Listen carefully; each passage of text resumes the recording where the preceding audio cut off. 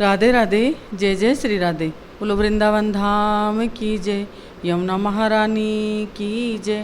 भक्त भक्ति भगवंत गुरु, चतुर नाम वपु एक।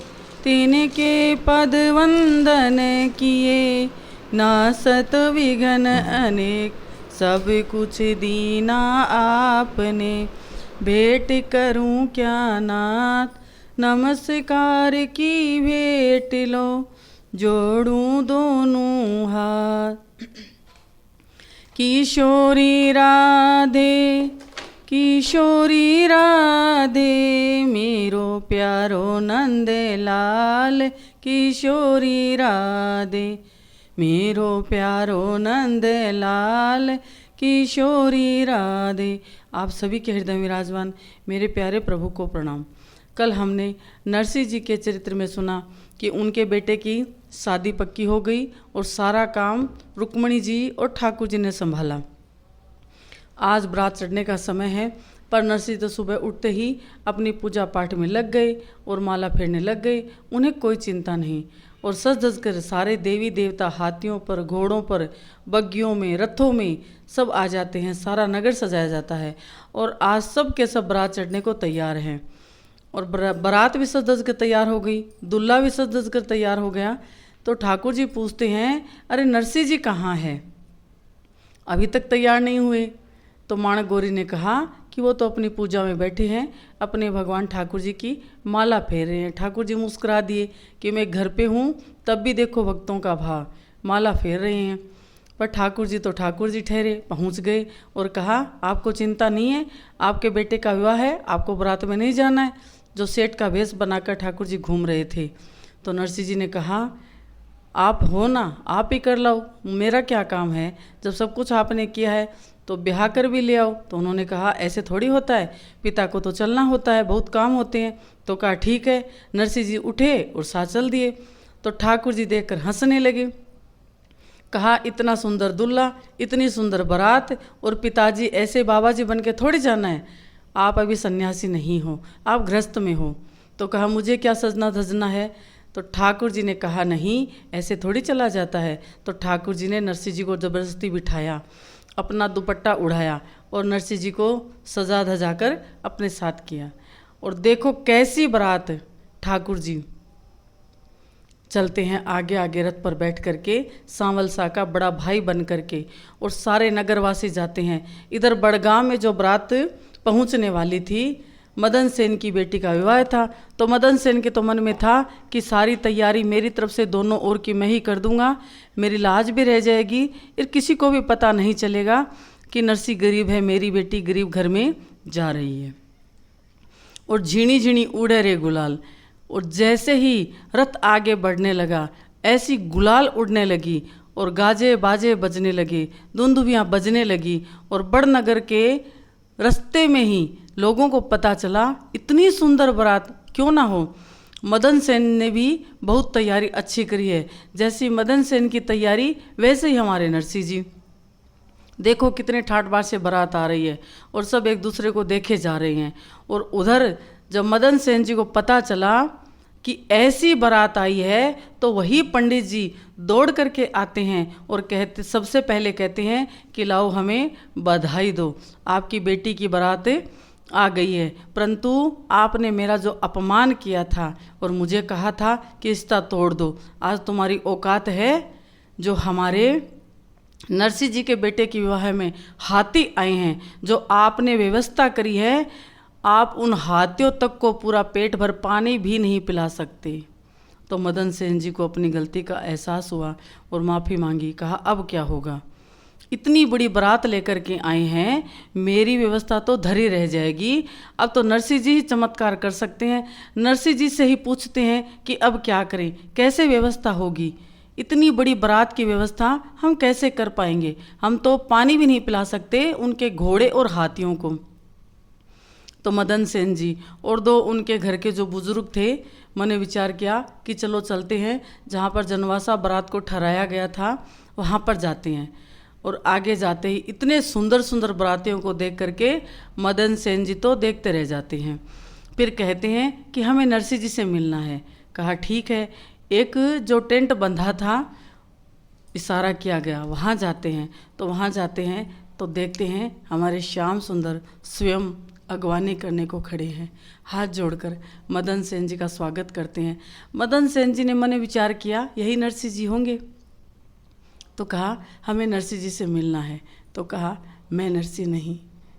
तो मन में विचार किया, जब उनके अगवानी करने वाले इतने सुंदर हैं तो पता नहीं नरसिंह जी कैसे होंगे, कितने सुंदर होंगे, कैसे उनके भाव होंगे। इतनी सरलता ठाकुर जी के हृदय पर हंसी देख करके वो तो उन्हीं के हो गए।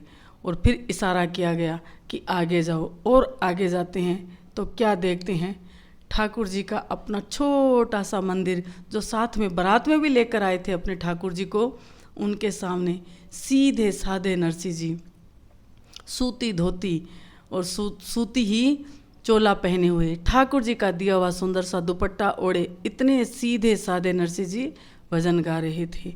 ठाकुर जी ने आकर के आवाज़ लगाई, नरसिंह जी देखो आपसे मिलने कौन आया है।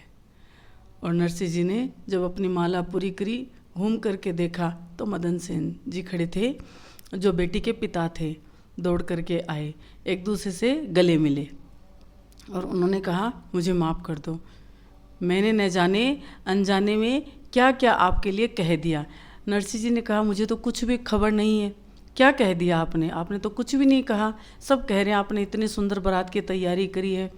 बोले हाँ, ये तो आपका भाव है। तो कहा अब कोई बीच का रास्ता निकालो, मेरी औकात नहीं कि जो आपकी इतनी बड़ी बारात आई है मैं उसकी मिजमानी कर सकूं, स्वागत सत्कार कर सकूं, तो ऐसा कुछ करो। नरसिंह जी हंस दिए और ठाकुर जी की तरफ देखा कि ये खड़े हमारे मुनीम जी, इन्हीं से पूछ लो, सारी व्यवस्था इन्हीं की है, सारी बारात बुलाई इन्हीं की है, सारा तामझाम इन्हीं ने किया है। मुझे तो पता भी नहीं कौन आया है कौन बारात में नहीं आया है, मुझे तो मेरा पता है। तो फिर मदन सेन जी ठाकुर जी के पास मिलते हैं। देखो कैसे मदन सेन जी के भाग्य थे, जो अनजाने में भगवान से मिल रहे हैं और भगवान से बातें कर रहे हैं। और जैसे ही ठाकुर जी ने कहा कि आप चिंता मत करो, ठाकुर जी की वाणी कैसी, मृतक जीवावनी हरि की वाणी, करण रंध्र उर हिये में समानी। इतने प्यारे ठाकुर जी, इतनी ही मीठी उनकी वाणी। मदन सेन जी से कहा आप चिंता मत करो। और फिर उन्होंने लक्ष्मी मैया को याद किया और सारी व्यवस्था हो गई। किसी को खबर नहीं लगी कि इतनी बड़ी बारात की अगवानी और मिजबानी कौन कर रहा है। सबके लिए ठाट बाट लग गए, जैसी जिसकी भावना वैसा ही पकवान बन गया, जैसे जिसकी बैठने की भावना वैसा ही आसन सिंहासन बन गया। और पता ही नहीं चला मानो आज स्वर्ग उतर के बड़नगर में आ गया है। तो बड़नगर आज भाग्यशाली हो गया, मदन सेन जी भी भाग्यशाली हो गए और फिर धूमधाम से शादी हो जाती है।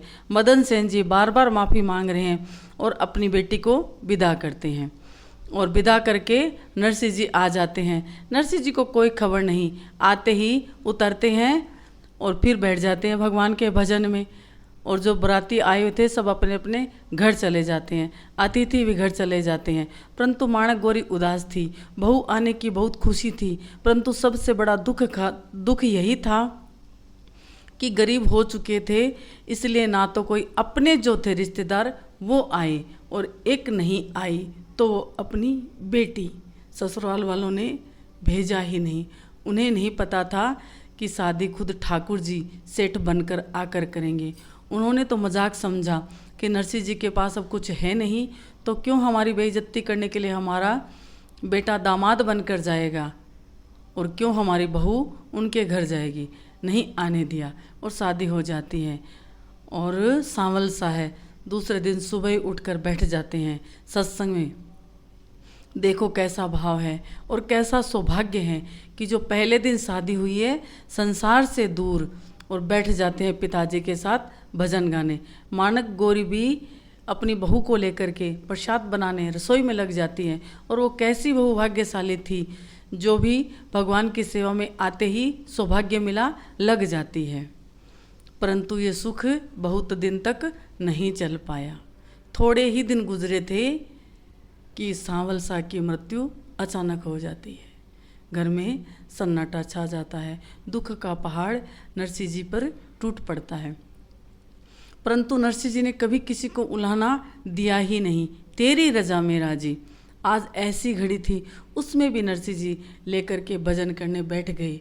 परंतु कहते हैं मोह मोह ही होता है। कितना भी भजन कर लो, कितनी भी भक्ति कर लो, परंतु जो मोह है, इससे छुटकारा सिवाय भगवान के कोई नहीं दिला सकता, और ये मोह ऐसे छूटता भी नहीं है।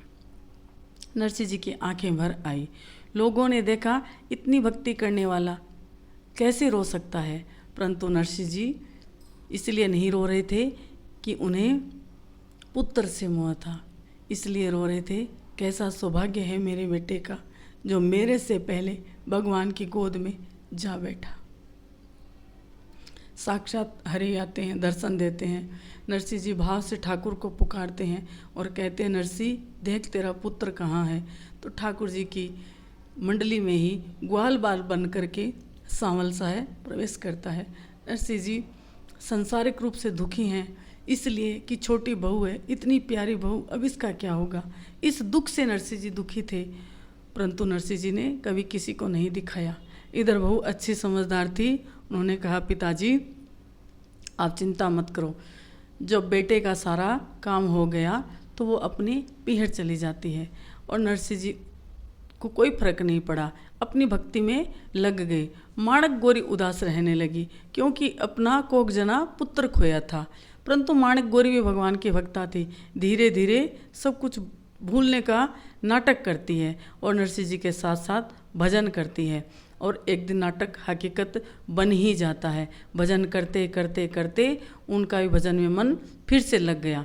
मन लगे तब भी भजन करो, मन ना लगे तब भी भजन करो। उन दोनों ने भजन किया, परंतु ये समय भी उनका बहुत दिनों तक नहीं चल पाया और नरसिंह जी की पत्नी की तबीयत थोड़ी खराब रहने लग जाती है। और आगे की कथा हम कल करेंगे। जो नरसिंह जी के एकादशी का नियम था, नरसिंह जी हर एकादशी को रात 8 बजे से सुबह 4 बजे तक सत्संग करते थे, घर पे करते। अगर किसी का बुलावा आ गया तो किसी को मना नहीं करते थे, वो सत्संग में जाते ही जाते थे। और एकादशी का उनका जो नियम था वो चलता ही रहता था। तो कल हम सुनेंगे कि नरसिंह जी किसी के बुलाव पर सत्संग में जाते हैं और पीछे से उनकी पत्नी की मृत्यु। तो आज हमारी ये नरसिंह जी का चरित्र आपको अच्छा लगा हो तो लाइक करना, सब्सक्राइब करना और अपने मित्रों से साझा करना। जय जय श्री राधे, जय जय श्री राधे। आप सभी के हृदय विराजमान मेरे प्यारे प्रभु को प्रणाम। जय जय श्री राधे।